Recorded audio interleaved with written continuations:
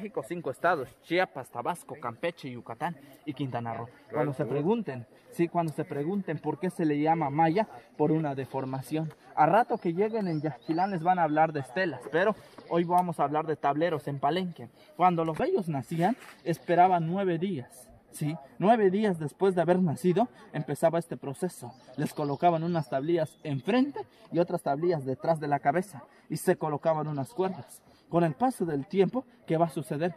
Va a suceder esto, una deformación. Se aprovechaban los 2 primeros años de vida porque acuérdense que hueso no era cartílago. Aprovechaban lo tierno.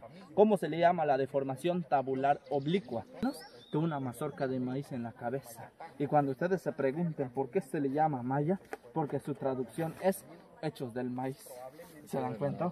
¿Se dan cuenta? Hechos del maíz. Esa es su traducción del nombre de la cultura. Claro, el maíz fue el alimento maya, hechos del maíz. Ya se encuentra en la base. Van a ustedes a apreciar una calavera, sí, modelado en estuco. ¿Ya lo vieron? Sí. Sí. Esa calavera, acuérdense, es la insignia de la muerte. Morir para el maya, les vuelvo a repetir, no era el fin de la vida, era el inicio de una nueva etapa. El maya quería renacer, convertirse en maíz después de la muerte. Les voy a dar un dato importantísimo. 1 de enero de 1994, ¿qué sucedía en el estado de Chiapas? ¿Alguien sabe? ¿1900 qué? 94, 1 de enero. Estaba nada más y nada menos que el levantamiento del EZLN, los zapatistas. Sí, importantísimo, encabezado por la comandante Ramona. Estaba nada más y nada menos que Carlos Salinas. Sí, entonces el gobierno mexicano no aportaría presupuesto para seguir la exploración y la investigación del edificio. Cuando ustedes se pregunten quién aportaría dinero, nada más y nada menos que Nestlé. Nestlé es una empresa de Suiza, aportaría $1,5 millones de dólares. Y gracias a ese presupuesto empezaba el proyecto de la exploración. Sí, empezaba ese proyecto, pero sí, un año antes, exactamente, sí, a las 9 de la mañana con 3 minutos, el 11 de abril. Es la persona que descubre la entrada y cuando se pregunten ¿a dónde nos conduce? Al interior del edificio. ¿Qué fue lo primero en encontrar aparte de la entrada? Cuartos laterales, escalones laterales. La pregunta es, ¿a dónde nos conducen los escalones laterales?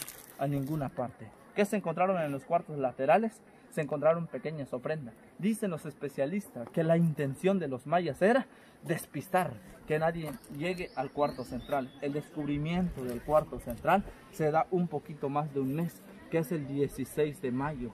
Esto fue accidentalmente porque doña Fanny López llegaba, sí, llegaba y exactamente a la pared cuando llegaba ella golpeaba. Pero cuando golpeaba exactamente en el centro de los 2 cuartos laterales, ella escuchaba que estaba hueco. Entonces la señora ordenaría y le diría a don Benito Pinto, que en paz descanse, le diría, haz un pequeño orificio. Entonces al hacer un pequeño orificio, se asoman y dicen, hay algo. Entonces rompen la pared. Cuando rompen la pared, ¿qué van a encontrar?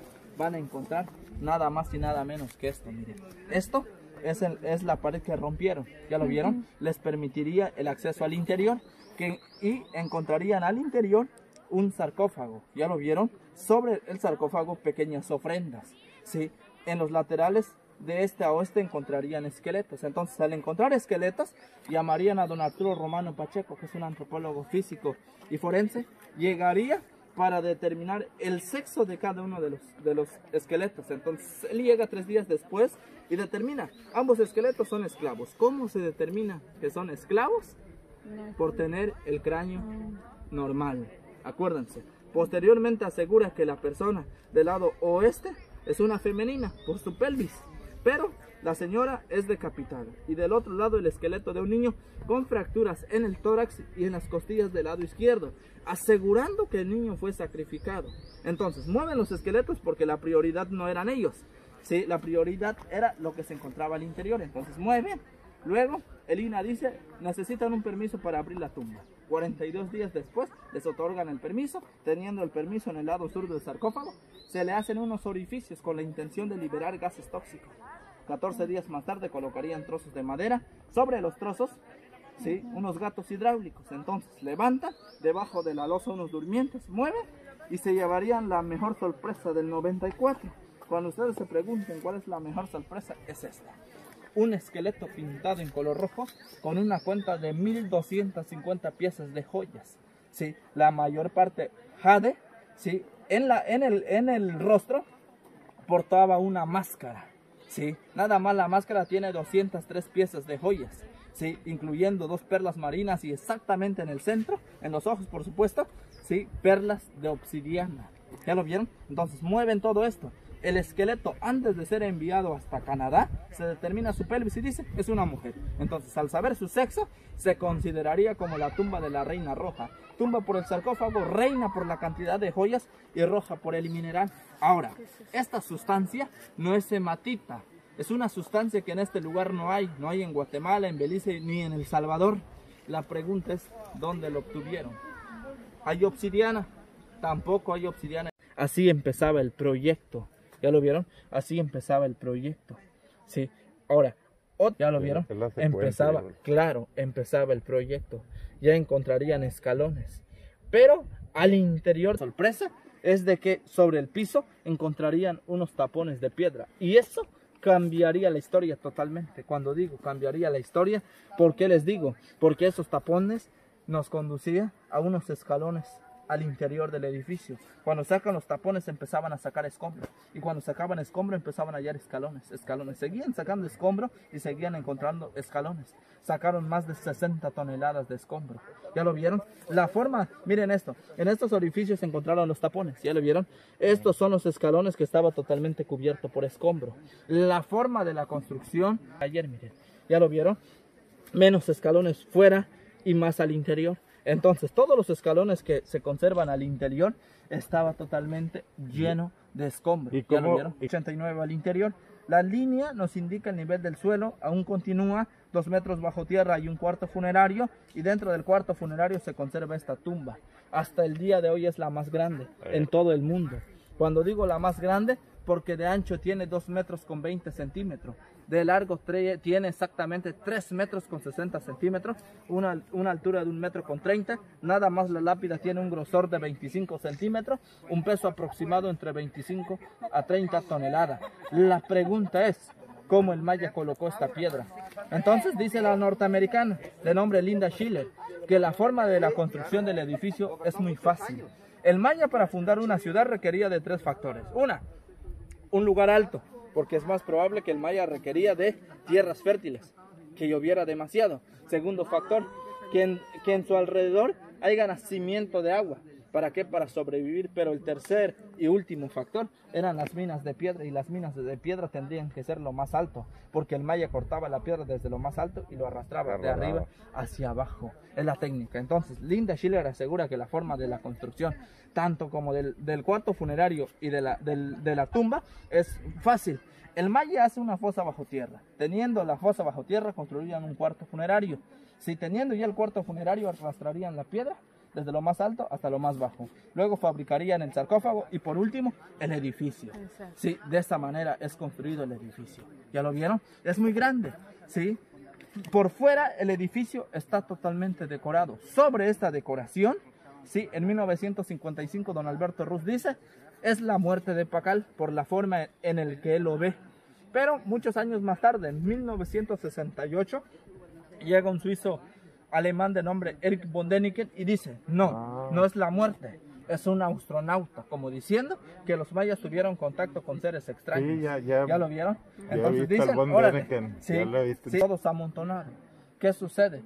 Los esqueletos eran de 5 masculinos y una femenina. ¿Quiénes eran? Nada más y nada menos que los sirvientes de este señor.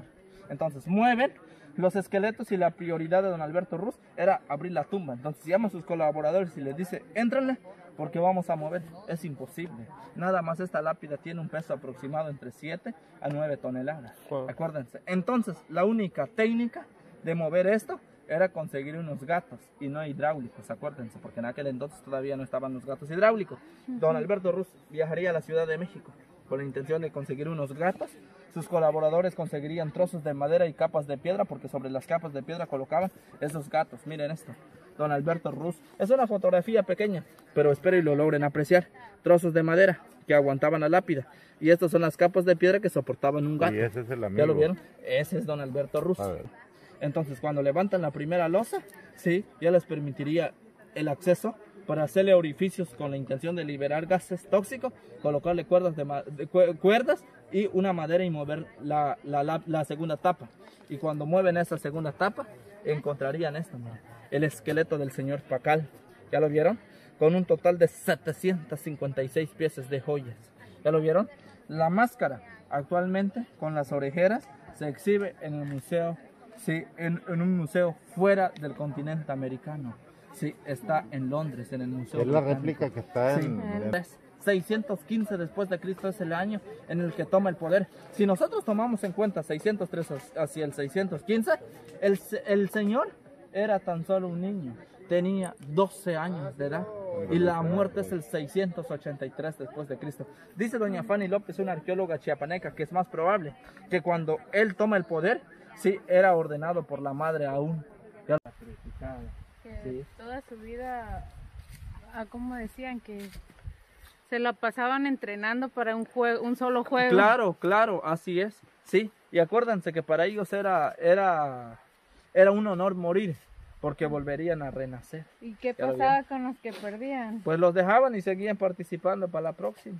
Sí, hasta Sí, que ganaran. así es Qué como locura, la selección ¿verdad? mexicana. O sea que si tú ganabas, te morías. Sí, claro, Pero era morirte para ti, pues era... claro, claro, sería una ofrenda para su pueblo, pero a los 9 días, ¿qué pasaría? Pasaría algo importantísimo, volverían a renacer. ¿Ya lo vieron? Espiritualmente.